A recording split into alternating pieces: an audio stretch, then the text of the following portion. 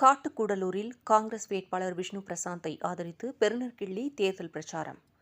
கடலூர் நாடாளுமன்ற தொகுதிக்கு உட்பட்ட காட்டுக்கூடலூர் கிராமத்தில் இந்தியா கூட்டணியில் காங்கிரஸ் வேட்பாளராக போட்டியிடும் டாக்டர் விஷ்ணு பிரசாந்துக்கு கை சின்னத்திற்கு வாக்கு கேட்டு தேர்தல் பிரச்சார வாகனத்தில் திமுக கழக கொள்கை பரப்பு துணை செயலாளர் பெருநர்கிள்ளி கலந்து கொண்டு தீவிர வாக்கு சேகரிப்பில் ஈடுபட்டார்.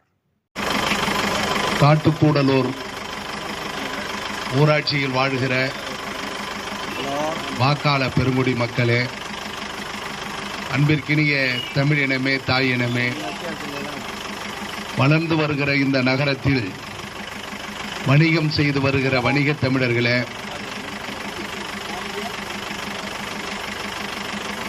தமிழக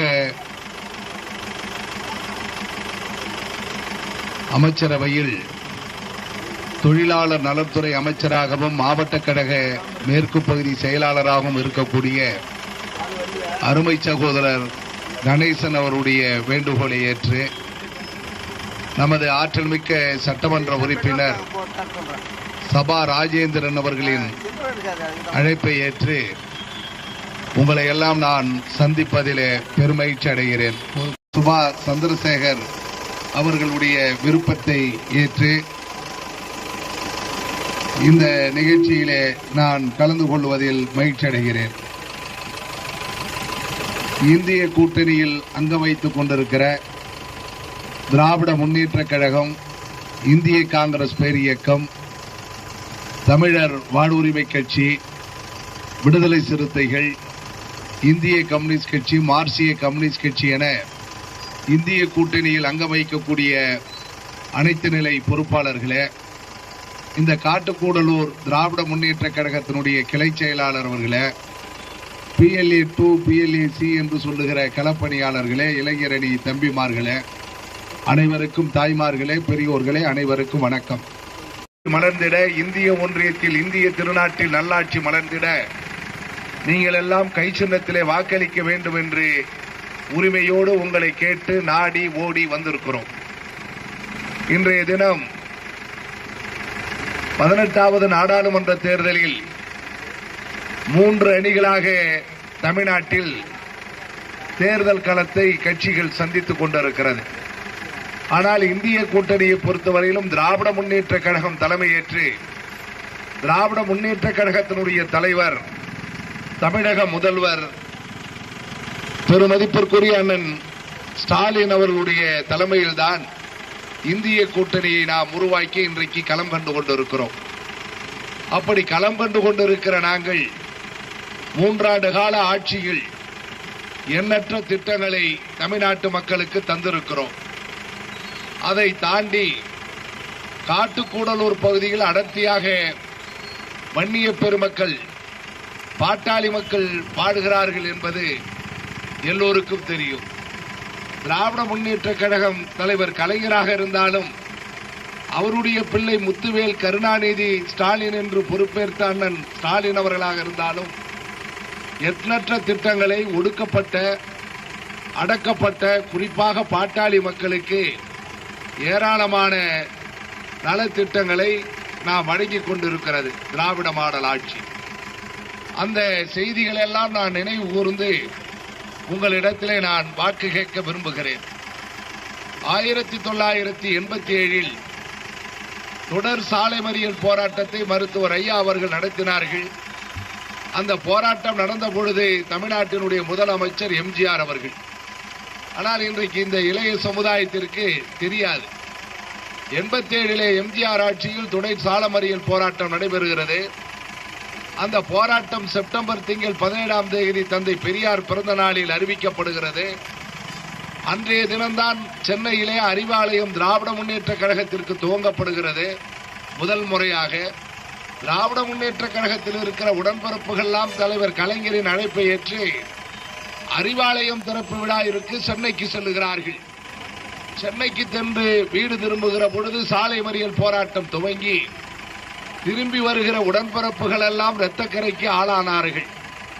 ஆனால் எம்ஜிஆர் ஆட்சியிலே குறிவை சுடுவதைப் போல 21 பேரை சுட்டு வீழ்த்தினார்கள். மதிப்பிற்குரிய மருத்துவர் ஐயா அவர்களை எம்ஜிஆர் அழைத்து 100க்கும் மேற்பட்ட சாதிகளை அழைத்து பேசினார். ஐயா அவர்கள் கோபித்துக் கொண்டு வெளியே வந்து விட்டார். அதற்கு பிறகு 89 ஆட்சி மாற்றம் ஏற்படுகிறது. தலைவர் கலைஞர் அவர்கள் முதலமைச்சராக வருகிறார். ஐயா மருத்துவர் அவர்களை அழைக்கிறார்.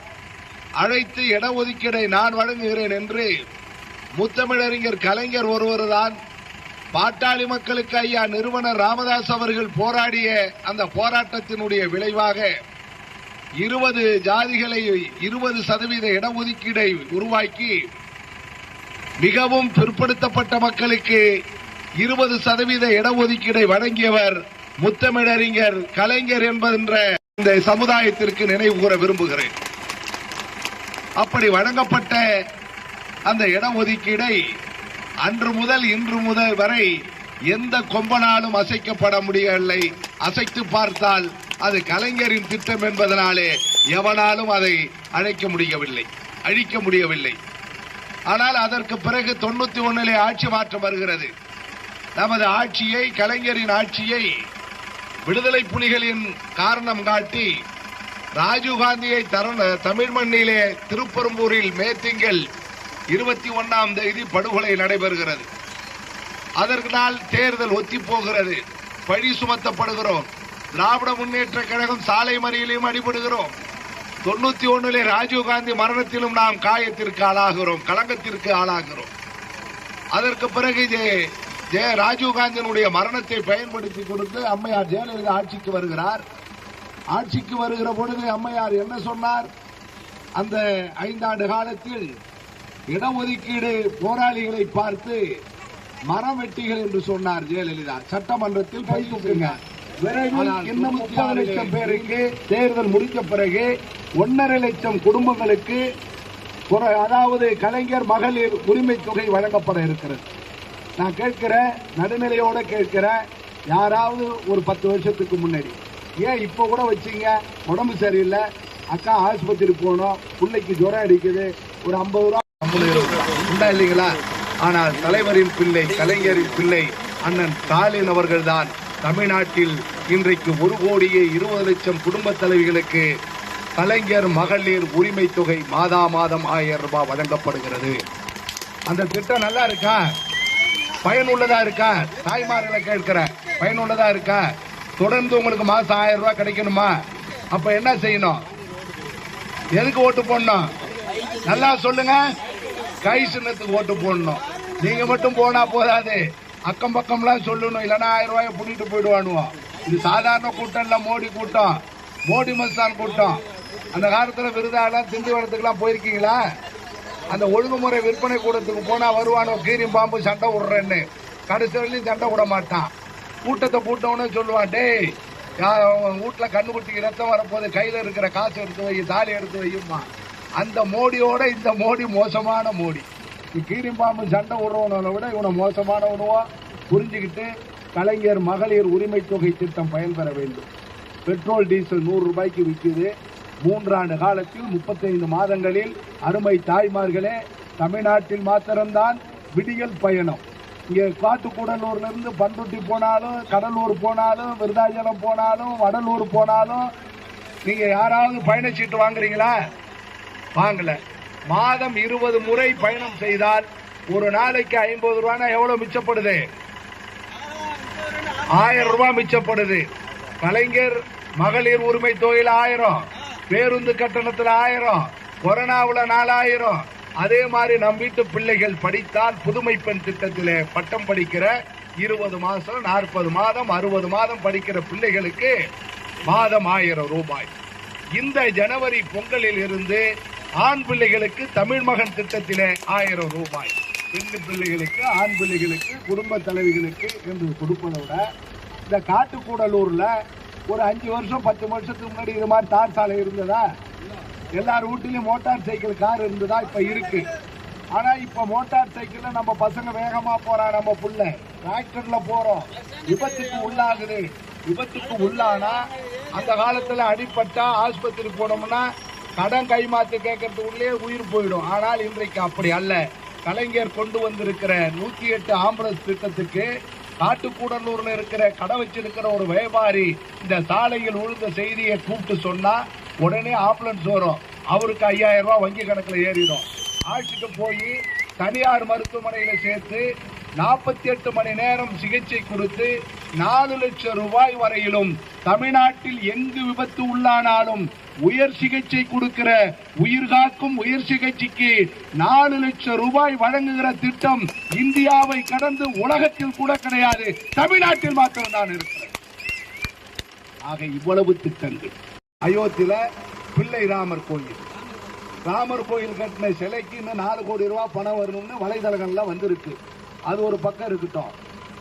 நம்ம மோடி ராமருக்கு 10,000 கோடி ரூபாய்க்கு சிலை கட்டினார், கோயில் கட்டினார் அயோத்தியில.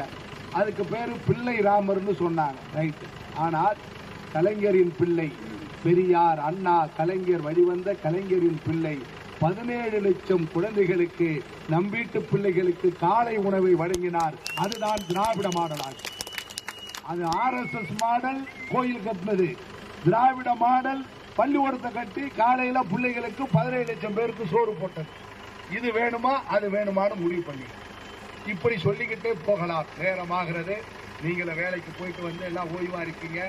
வருகிற வெள்ளிக்கிழமை 19ஆம் தேதி வாக்குச்சாவடிக்கு சென்று இத்தனை தலைவர்களின் ஆதரவு பெற்ற வேட்பாளர், நல்லவர், வல்லவர், படித்தவர், பண்பானவர், முன்னாள் காங்கிரஸ் கட்சி தலைவர் கிருஷ்ணசாமியினுடைய மகன், நமது மருத்துவர் சின்னையா அன்புமனுடைய சொந்த மைத்துனர், நல்லவர். அவருக்கு நீங்க எல்லோரும் எதற்கு வாக்களிக்கணும்? நமது சின்னம் ஏழையின் சின்னம், பாட்டாளியின் சின்னம், இலவச மின்சாரம் வழங்கிய சின்னம், பிற்படுத்தப்பட்ட வன்னியர்களுக்கு இடஒதுக்கீடு வழங்கிய சின்னம், சமையல் எரிவாயு உருளை 500 ரூபாய்க்கு வழங்க போகிற சின்னம், கலைஞர் மகளிர் உரிமை தொகை மாதம் 1000 ரூபாய் வழங்குற சின்னம், புதுமை பெண் திட்டத்தில் 1000 வழங்கும் சின்னம், விடியல் பேருந்து பயணத்தை வழங்குகிற சின்னம், பாட்டாளியின் சின்னம், சின்னம், நமது சின்னம். நன்றி, மகிழ்ச்சி, வாழ்த்துக்கள்.